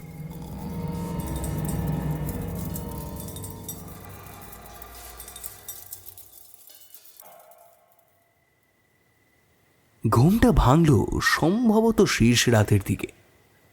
ঘুম ভেঙেই বুঝতে পারলাম প্রচণ্ড তেষ্টা পেয়েছে। আসলে বহুক্ষণ পেটে জল পড়েনি, গলা শুকিয়ে কাঠ। আড়মোড়া ভেঙে উঠে বসলাম বিছানায়।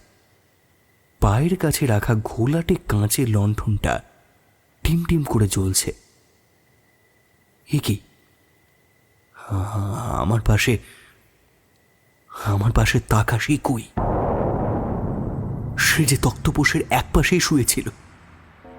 চোখ কুচলে ভালো করে চারদিকে তাকালাম। এইটুকু তো ঘর, কোথাও নেই। ধর্মর করে উঠে বসলাম। তারপরই আমার চোখ গেল দরজার দিকে। দরজাটা হাঁ করে খোলা। তবে কি প্রকৃতির ডাকে সাড়া দিতে বাইরে গিয়েছে তাকাশি? হ্যাঁ, তাই হবে হয়তো। আপাতত আমার এই মুহূর্তে একটু জল দরকার, না হলে প্রাণটা বেরিয়ে যাবে। আস্তে আস্তে উঠে লণ্ঠনটার কাছে গেলাম। আঁচ একটু বাড়িয়ে দিয়ে লণ্ঠনটা নিয়ে দরজার বাইরে বেরিয়ে এলাম। বাইরেটা ঘুটঘুটে অন্ধকার। পাশের ঘর থেকে কোনো আওয়াজ পাওয়া যাচ্ছে না। মেয়েটি ঘুমোচ্ছে বোধ হয়। পাশাপাশি ছোট সেই দুটি ঘরের একটিতে আলো জ্বলছে। হয়তো এটাই রান্নাঘর হবে। এখানে হয়তো জল থাকলেও থাকতে পারে।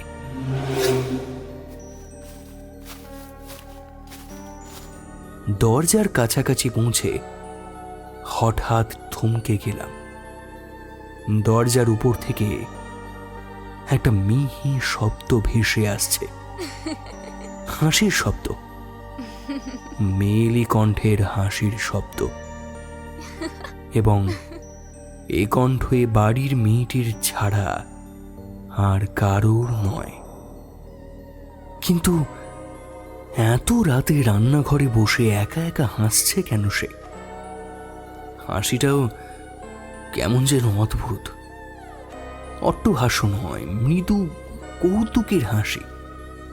মাঝে মাঝে হাসিটা থেমে যাচ্ছে। হঠাৎ করে মাথায় একটা ভাবনা জাগার দিয়ে উঠল। তাকাশি তো ঘরে নেই। ও কি তাহলে এই মেয়েটার সঙ্গে রান্নাঘরে? এরা দুজনে রাতের বেলায় কি কোনো নিষিদ্ধ প্রেমের খেলায় মেতেছে? পেটের কাজটা গুড়গুড় করে উঠল আমার। কিসের যেন এক অদম্য কৌতূহল আমি চেপে রাখতে পারলাম না। পাতলা প্লাইবোর্ডের স্লাইডিং ডোর, সরালে বিন্দু মাত্র আওয়াজ হয় না। আস্তে করে হাত রাখলাম তার উপর। আঙুলের সামান্য চাপে দরজাটা একটু ফাঁক হয়ে গেল। ওইটুকু ফাঁক দিয়ে ভেতরের যে দৃশ্যটা আমি দেখলাম, তাতে আমার চোয়াল প্রায় বুক অবধি নেমে একেবারে ঝুলে গেল। আকস্মিকতার অভিঘাতে হাতটা আরো জোরে দরজার উপর চেপে বসে পুরো দরজাটা খুলে গেল। কয়েক সেকেন্ড, মাত্র কয়েক সেকেন্ড দাঁড়িয়ে ভেতরে সেই নারকীয় বিভৎস দৃশ্যটা আমি দেখতে পারলাম। এক রক্ত জল করা বিকট নারী কণ্ঠের চিৎকার আমার সমস্ত চেতনাকে অবশ করে দিল। কেঁপে উঠল এই পাহাড় জঙ্গল।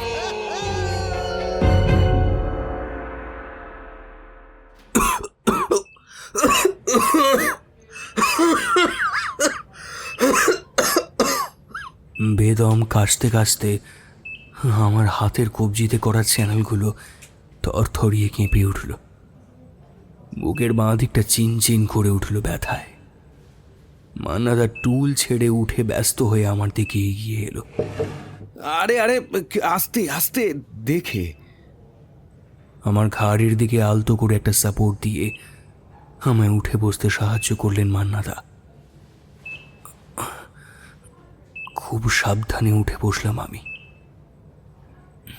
বুক জোড়া ব্যান্ডেজ, পাঁজর মারাত্মকভাবে ক্ষতিগ্রস্ত, কাঁধের সঙ্গে বেঁধে ঝুলিয়ে রাখা আমার ভেঙে যাওয়া ডান হাতটা, কপালের ফাটা অংশটায় পেন কিলার খেয়েও কিছুতেই ব্যথা কমছে না।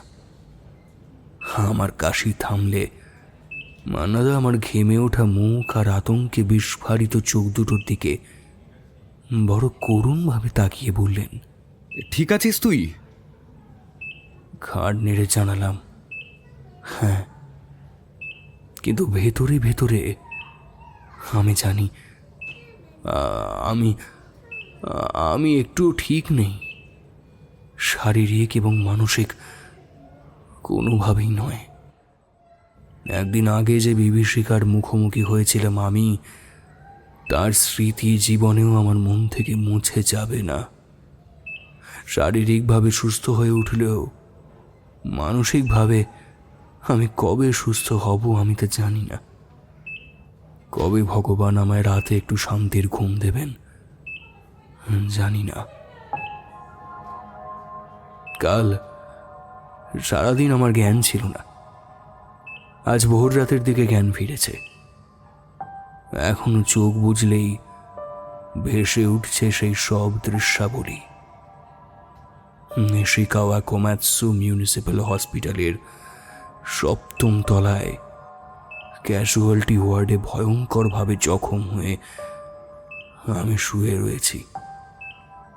ভগবানের অশেষ কৃপায় একটুর জন্য মরিনি। আজ সকালে কানাজাওয়া থেকে ড্রাইভ করে মান্নাদা এসেছে আমাকে দেখতে। গতকালও খবর পাওয়ার সাথে সাথেই এসেছিল। ভিজিটিং আওয়ার প্রায় শেষ হওয়ার পথে, সন্ধ্যে 6:30 বাজতে চায়। আমি একটু ধাতস্থ হতেই মান্নাদা জিজ্ঞেস করলো, তারপর কি দেখলি বল? দেখ, ধীরে সুস্থে বল। আমি জানি তোর হয়তো কোনো রকম অসুবিধে হচ্ছে কথাটা বলতে। ছোট ছোট নিঃশ্বাস নিলাম পরপর কয়েকটা। এতে হঠাৎ করে উত্তেজনার আউটবাস্ট হবে না। তারপর বলতে শুরু করলাম,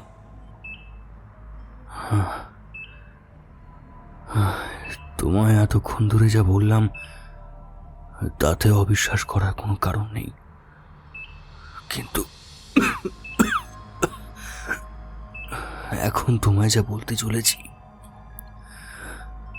তা তোমার যুক্তিবাদী বিজ্ঞান মনস্ক মন হয়তো বিশ্বাস করতে চাইবে না। তুমি হয়তো ভাববে মাথায় আঘাত পেয়ে আমার মাথাটা বুঝি খারাপ হয়ে গেছে। কাল সারাদিন অজ্ঞান থেকে আমি ভুল ভাল কিছু দেখেছি, কিন্তু না, অজ্ঞান হওয়ার আগের মুহূর্তের সমস্ত ঘটনা আমার কাছে এখনো ছবির মতোই পরিষ্কার। আর এখন আমি তোমার সেটাই বলবো। তবে বিশ্বাস অবিশ্বাস সম্পূর্ণ তোমার উপরে ছেড়ে দিলাম মান্নাদা। মান্নাদা থমথমে মুখে আমার দিকে তাকিয়ে রয়েছে। জানি না ওর মনের মধ্যে কি কাজ করছে। হয়তো সত্যি সত্যি ভাবছে আমি পাগল হয়ে গিয়েছি, বা এই কথাগুলো শোনার পর হয়তো সত্যিই তাই ভাববে। কিন্তু আমার কথাগুলো ওকে জানানো প্রয়োজন। সকলকে বলতে না পারি, অন্তত একজনকে জানানো প্রয়োজন। শোনো মান্নাদা, পৃথিবীর সব কিছু আমাদের বিজ্ঞান বা যুক্তির আওতায় নয়।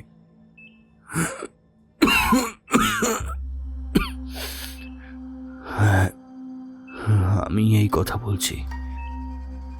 চিরকালের অকুত ভয়, অ্যাডভেঞ্চার প্রিয়, ধর্মীয় অতিলৌকিক কুসংস্কারে তুচ্ছ তাচ্ছিল্য জ্ঞান করা ধৃতিমান সেনগুপ্ত আজ এই কথা বলছে।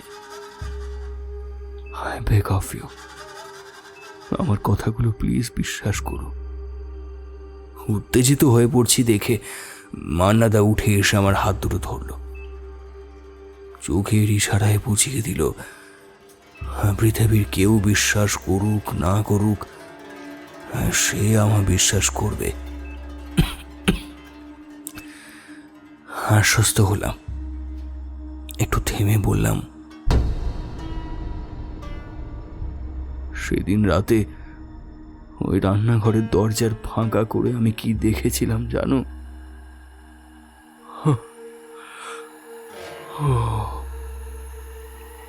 এত জঘন্য, এত নারকীয় দৃশ্য আমি জীবনে এখনো অব্দি দেখিনি। এবং এটা দেখার পর আমি যে বেঁচে আছি তাই ঈশ্বরের অসীম কৃপা।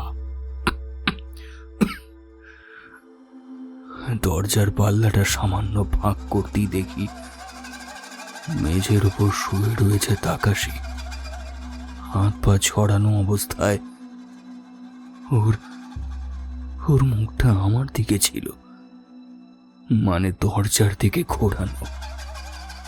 চোখের ঘোলাটে স্থির দৃষ্টি, আকাশে রক্তশূন্য ফ্যাট ফ্যাটে সাদা চামড়া, এবং ভয়ঙ্কর যন্ত্রণায় একদিকে বেঁকে যাওয়া দুই ঠোঁট বলে দিচ্ছে সে শরীরে আর কোনো প্রাণ নেই। কারণ ওর বুকের উপরে উবু হয়ে বসে আছে সেই মেয়েটা। ওর মুখটা তাকাশির গলার কাছে, চুলগুলি অবিন্যস্ত হয়ে ঢেকে দিয়েছে ওর মুখ।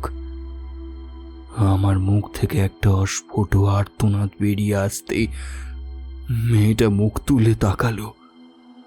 সে মুখটা আমার দিকে ঘোরাতেই আমি পলকের মধ্যে দেখতে পেলাম আকাশের গলার কাছটা একটা বিশাল বড় হাঁ হয়ে রয়েছে, যেন বিশাল বড় একটা কাইতি দিয়ে চিড়ে ফেলা হয়েছে ওর গলার কাছটা। কিন্তু সেখানে এক ফোঁটা রক্তের বংশ মাত্র নেই। মেয়েটার মুখের দিকে তাকিয়ে আমি আতঙ্কে হিম হয়ে গেলাম। না, ভুল বললাম, ওটা কোনো মেয়ে নয়, ওটা কোনো মানুষই ছিল না। দেখলাম ওর ঠোঁট দুটো চারটে ভাগে ভাগ হয়ে শামুকের মতো কিলবিল করছে, তার ভেতর দিয়ে বেরিয়ে আসছে আঙুর মাছের মতন অসংখ্য ছোট বড় ধারালো দাঁতের সারি। সেগুলো থেকে টপকে টপকে ঝরে পড়ছে টাটকা রক্ত। মান্নাদা, ওটা তাকাশির রক্ত, নিকুশই, সেই রক্ত পিপাসী প্রেতিনী যার কথা তাকাশি আমায় বলেছিল। সে মাউন্ট হেকাতোর জঙ্গলের রাতের আতঙ্ক। সেই নিকুশই আমার চোখের সামনে বসেছিল। একটা রক্ত জল করা চিৎকারে বাড়িটা কেঁপে উঠল। পলকের মধ্যে মেয়েটা তাকাশিকে ছেড়ে লাফ দিয়ে এসে দাঁড়ালো দরজার সামনে। ওর 4 ভাগে ভাগ হওয়া ঠোঁটগুলো অক্টোপাসের সুরের মতো জীবন্ত। ওর পরবর্তী শিকার আমি। ঠান্ডা দৃষ্টিতে আমার দিকে তাকিয়ে খলখল করে হেসে উঠল মেয়েটা। হঠাৎ করে আমার হাতে ধরা কাঁচের লণ্ঠনটার কাঁচ একটা শব্দ করে ফেটে চৌচির হয়ে গেল। নিভে গেল আমার শেষ আশার আলো। চারদিক ঘুটঘুটে অন্ধকারে ঢাকা পড়ল। মুহূর্তের মধ্যে আমি স্পষ্ট টের পেলাম একটা বিজাতীয় গন্ধ আমার নাকের ঠিক সামনেটায়। এত অন্ধকার হওয়া সত্ত্বেও মেয়েটাকে আমি স্পষ্ট দেখতে পারছিলাম। ওর সারা শরীরে এমন একটা নীলচে দুতি আলোয়ার মতো আলোকিত করে রেখেছে সমস্ত জায়গাটা। মানুষের ভয় বা আতঙ্ক যখন তার সমস্ত শরীরকে অবশ করে ফেলে, তখন সে বোধহয় জ্ঞান হারাতেও ভুলে যায়। আমার ক্ষেত্রেও ঠিক তাই হয়েছিল মান্নাদা। আমার হঠাৎ করে মনে পড়ে গেল আকাশের দিদিমার দেওয়া সেই কবচটার কথা, যেটা রয়েছে আমারই পকেটে। মেয়েটি ততক্ষণে আমার দিকে 1 পা 2 পা করে এগিয়ে আসতে শুরু করেছে। আমি পিছোতে পিছোতে শেষে দেওয়ালে ধাক্কা খেলাম। ঠিক সেই মুহূর্তে আমার হাতটা চলে গেল প্যান্টের পকেটে। কোন উপস্থিত বুদ্ধি বলে আমি জানি না, মুহূর্তের মধ্যে কবচটা টেনে পকেট থেকে বের করলাম।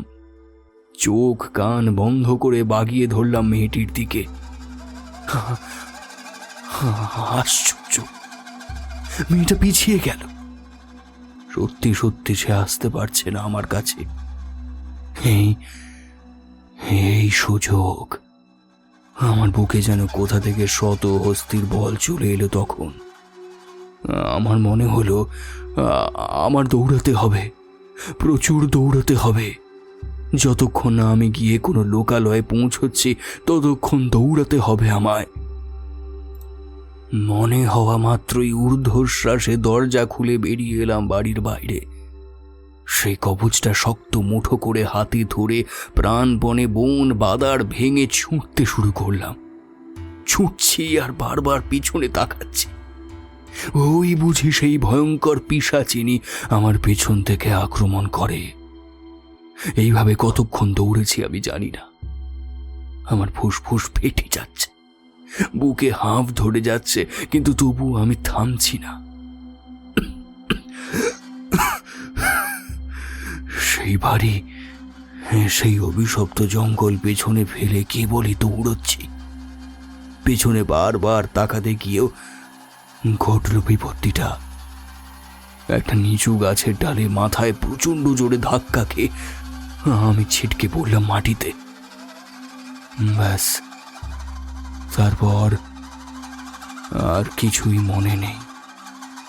চোখে অন্ধকার নামার আগেই শুধু মনে আছে বুকের ডান দিকটার অসহ্য ব্যথাটা। সম্ভবত কোনো পাথরই হবে। হ্যাঁ, আমি ডাক্তারের সাথে কথা বলেছি, তিনিও তাই বললেন। পাথর বা ওই জাতীয় শক্ত কোনো কিছুতে ধাক্কা খেয়ে তোর চেস্টের ইঞ্জুরিটা হয়েছে, এবং সেটাই সবচেয়ে ফ্যাটাল এই মুহূর্তে। আর সম্ভবত মাটিতে আছড়ে পড়ার কারণে তোর ওই হাতটা ভেঙেছে। আশেপাশের লোকাল কাঠুরেরা তোকে জঙ্গলে পড়ে থাকতে না দেখলে আর বুদ্ধি করে সময় মতো হাসপাতালে ভর্তি না করলে তোকে বাঁচানো মুশকিল হয়ে যেত। তোর তো তখন থেকেই জ্ঞান নেই। ওখানেই তোর মোবাইলের কল লিস্ট ঘেটে আমার নাম্বারে লাস্ট ডায়াল করা হয়েছে সেটা দেখে ওরা ফোন করে জানায়। ওখানে চিকিৎসার সুব্যবস্থা নেই বলে এই ইশিকাওয়াতে ট্রান্সফার করেছে ওরা তোকে। আমি তোর সব কথাই বিশ্বাস করলাম, কিন্তু দেশের আইন কানুন তো সেসব বিশ্বাস করবে না। তাকাশের বডিটা কোনো দিনও পাওয়া যাবে কিনা তাও জানি না, তবে তদন্ত তো হবেই। আমার তরফ থেকেও তাকাশির জন্য একটা মিসিং ডায়েরি করতে হবে, না হলে পরে তুই, আমি সকলেই ফেঁসে যাব। যাই হোক, তুই আমার অতিথি, তোকে আমি কোনো রকম আইনি ঝামেলায় ফাঁসতে দেব না। সেসব আমি দেখছি। টাকা, লোক, লস্কর যা লাগাতে হবে আমি বুঝে নেব। তোর এই দাদা বেঁচে থাকতে তোর গায়ে কোনো আঁচ লাগতে দেব না। তুই সুস্থ হয়ে উঠলে তোকে সসম্মানে দেশে ফেরানোর দায়িত্ব আমার। কিছু চিন্তা করিস না, তুই এখন আউট অফ ডেঞ্জার। না গো মান্নাদা, মোটেই আউট অফ ডেঞ্জার নই। মানে? ডাক্তারের সাথে কথা বলেছি আমি, তুই 1 সপ্তাহের মধ্যেই। আসলে আমি যখন গাছটাতে ধাক্কা খেয়ে পড়ে যাই না, তখন আমার হাতে ধরা ছিল তাকাশির দিদিমার দেওয়া সেই কবচটা। সম্ভবত ধাক্কা খেয়ে সেটা ছিটকে কোথাও পড়ে গিয়েছিল। জ্ঞান ফেরার পর থেকে আমি সেটাই খুঁজে চলেছি, কোথাও পাইনি। জানো তো, তাকাশি বলেছিল নিকুশুইয়ের হাত থেকে শিকার যদি একবার ফসকে যায়, সে তার গন্ধ শুঁকে শুঁকে ঠিক চলে আসে তার কাছে। মান্নাদা আমায় কি বলবে বুঝে পেল না। অসহায় দৃষ্টিতে আমার দিকে তাকিয়ে রইল। খানিকক্ষণ পিন পতন নীরবতা আমাদের মধ্যে। তারপর হঠাৎ করে আমার কেবিনের দরজার উপর একটা বাজার বেজে উঠল। মান্নাদা উঠে পড়ল। ভিজিটিং আমার শেষ, আর 1 মিনিটও থাকা যাবে না এখানে। জাপানের নিয়মানুবর্তিতার কথা আর কে না জানে। মান্নাদা উঠে আমার ডান হাতটা শক্ত করে ধরে বলল, কিছু চিন্তা করিস না ভাই, তোর কিচ্ছু হবে না। তুই এখন একটু রেস্ট নে, that is all you need. দেখবি সব ঠিক হয়ে যাবে। দুশ্চিন্তা মাথা থেকে দূর করে ঘুমানোর চেষ্টা কর, কেমন? আমি আবার কাল আসবো। মান্নাদা চলে যাওয়ার দিকে তাকিয়ে থাকতে থাকতে ক্লান্ত শরীরটা এড়িয়ে দিলাম পেছনের নরম বালিশ তাকিয়ার মধ্যে। আমার বেড থেকে কিছুটা দূরে একটা জানালা, ক্যারোগেটেড উইন্ডোর পাল্লাগুলো তোলা রয়েছে। বিষণ্ণ ক্লান্ত দৃষ্টিতে বাইরের আকাশের দিকে তাকিয়ে রইলাম। দূরে আবছা ধোঁয়াশার পিছনে দাঁড়িয়ে রয়েছে দিগন্ত বিস্তৃত মাউন্ট হিকাদো। ওদিকে তাকিয়ে থাকতে থাকতে ঠিক 1 দিন আগের সেই ভয়াবহ স্মৃতিগুলোর তকতকে ঘায়ে নুনের ছিটে পড়ছিল। একটা অজানা ভয়ের হলকা দূরের ওই পাহাড় জঙ্গলের মধ্যে থেকে এত দূরে উঠে এসে যেন আমার মনের মধ্যে ধোঁয়ার মতো কুণ্ডলি পাকিয়ে দখল নিতে চাইছিল। এতক্ষণ বেশ ফুরফুর করে একটা হাওয়া আসছিল বাইরে থেকে। হাওয়াটা থেমে গিয়েছে। কেমন একটা গুমুট ভাব। এত বড় একটা হাসপাতাল, অথচ সবকিছু কেমন যেন চুপচাপ শুনশান। কই, একটু আগেও তো আশেপাশের ওয়ার্ডের থেকে টুকটাক কথাবার্তার শব্দ, গ্রাউন্ড ফ্লোরে এমার্জেন্সি ওয়ার্ডের সামনে অ্যাম্বুলেন্সের আওয়াজ, এসবই ভেসে আসছিল। কোনো বিশাল বিস্ফোরণের পরে কানে তালা লেগে গেলে যেমন নিশ্চুপ হয়ে যায় সবকিছু, তেমন অস্বস্তিকর একটা নিস্তব্ধতা। হঠাৎ করেই কেমন যেন ভয়ে বুকের ভেতরটা শুকিয়ে আসতে লাগলো আমার। জোরে জোরে নিঃশ্বাস পড়ছে। চোখ বন্ধ করে শুয়ে রইলাম। কতক্ষণ এভাবে পড়ে রইলাম জানি না। হঠাৎ এই অসহ্য নিস্তব্ধতা ভঙ্গ করে আমার কেবিনের দরজায় খুট করে একটা শব্দ হলো।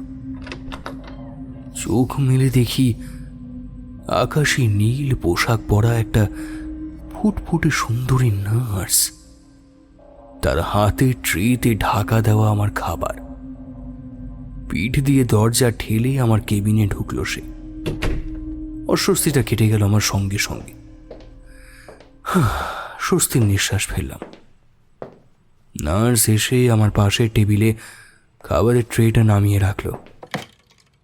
একে আগে আমার ওয়ার্ডে দেখিনি, হয়তো আজ রাতে ইনি আমার দায়িত্বে থাকবেন। আধশোয়া হয়েই বসেছিলাম।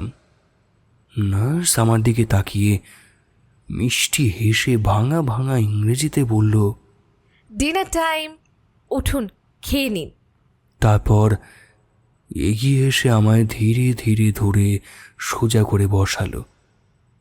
আমার ভেঙে যাওয়া হাতটার দিকে একবার তাকিয়ে নিয়ে আবার আগের মতোই মিষ্টি করে বলল, আমি খাইয়ে দিচ্ছি, প্লিজ ওয়েট।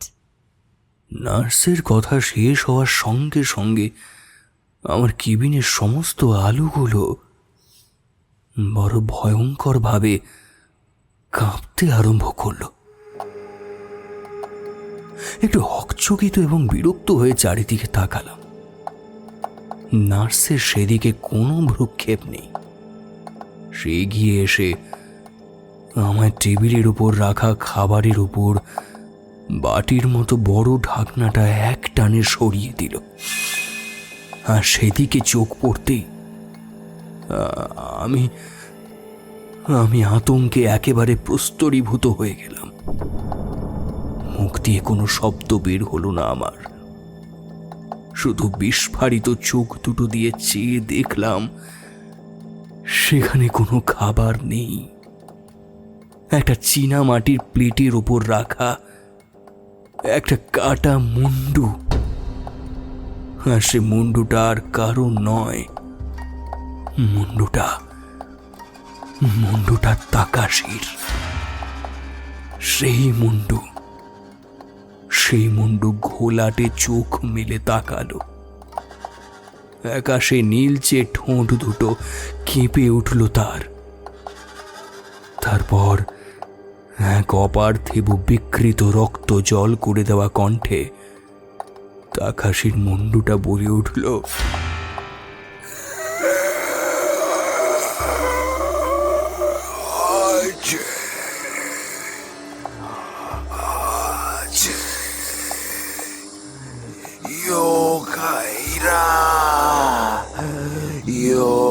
কাইরা আছে।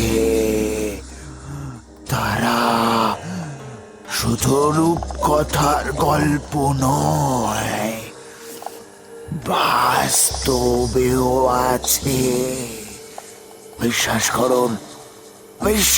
করুন ওদের। ওই দেখো। নেই বলে তাকাশির মুন্ডুটা প্লেট থেকে গড়িয়ে নিচে মেঝের উপর পড়ে গেল। আর সেদিকে তাকাতে গিয়েই আমার চোখ পড়ল কেবিনের অপর প্রান্তে আমার পায়ের কাছে এতক্ষণ যে নার্স দাঁড়িয়ে ছিল তার দিকে। কেবিনের আলোগুলো ততক্ষণে কাঁপতে কাঁপতে প্রায় সবকটাই নিভে গিয়েছে, একটা ছাড়া। সেই অল্প আলোতেই দেখলাম নার্সটার শরীর যেন কোনো অদৃশ্য হাত প্রচণ্ডভাবে মট করে দুমড়ে মুচড়ে দিচ্ছে। হাত পাগুলো কুঁকড়ে বেঁকে ছোট হতে হতে হাড় ভাঙার একটা বিশ্রী শব্দের রেশ আমার কানে বাজল। চিৎকার করতে আমি ভুলে গিয়েছি। একটা বিজাতীয় গন্ধ আমার চেতনাকে হবশ করে দিয়েছে অনেকক্ষণ আগে। শুধু চোখ দুটো জেগে আছে। স্পষ্ট দেখতে পাচ্ছি নার্স মেয়েটি এক লাফে উঠে বসলো আমার বিছানায়। ওর চোখ দুটোতে যেন কেউ আলকাতরা ঢেলে দিয়েছে। ঠোঁটটা চিরে 4 ভাগ হয়ে গিয়েছে কখন যেন। প্রচণ্ড আস্ফালনে তার মধ্যে থেকে বেরিয়ে থাকা লাল টকটকে জিভটা সাপের ফোনার মতো আছড়াচ্ছে। কেবিনের শেষ আলোটাও এতক্ষণে দপ করে নিভে গেল।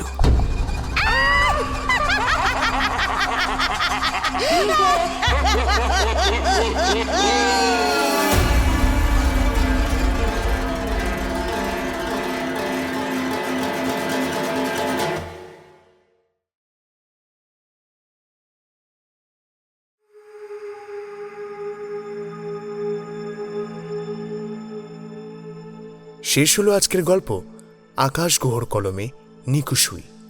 বন্ধুরা, গল্পের ডাবল মজা পেতে গেলে স্পটিফাই অ্যাপে আমাদের চ্যানেল রয়েছে, লিংক ডেসক্রিপশনে দেওয়া রইল, তাড়াতাড়ি গিয়ে ফলো করে নাও। ওইখানে ইউটিউবের গল্প বাদেও বিভিন্ন ধরনের গল্প আসবে ওই স্পটিফাই অ্যাপে। আজকের গল্প পাঠে শুভঙ্কর, অন্যান্য চরিত্রে রক্তিম, অচ্যুত, মিমো, রুবিনা, স্ক্রিপ্টিং দিশানি। এই সুন্দর প্রচ্ছেদটা করেছে দীপ জিএফএক্স, শব্দগ্রহণ, আবহ সঙ্গীত এবং ভিডিও গ্রাফিক্স শুভম তৎপুরুষ। গল্পের সূত্রধর আমি সৌরদীপ। তাহলে বন্ধুরা, যদি গল্পটি ভালো লেগে থাকে অবশ্যই লাইক করতে হবে, কমেন্ট করতে হবে এবং শেয়ার করে দিতে হবে আত্মীয় স্বজন এবং বন্ধু বান্ধবদের কাছে, এবং তাদেরকে বলতে হবে আমাদের হানাবাড়ি ইউটিউব চ্যানেলটা যেন তারা সাবস্ক্রাইব করে পাশে রাখা বেল আইকনটি ক্লিক করে অল করে দেয়, যাতে কোনো ভিডিও এলে সবার আগে তাদের কাছে নোটিফিকেশন পৌঁছে যায়। তাহলে আজ আসি, দেখা হচ্ছে পরবর্তী কোনো গল্পে। ততদিন ভালো থেকো, সুস্থ থেকো, সাবধানে থেকো, হানাবাড়ি পাশে থেকো আর ভয় থেকো। শুভরাত্রি।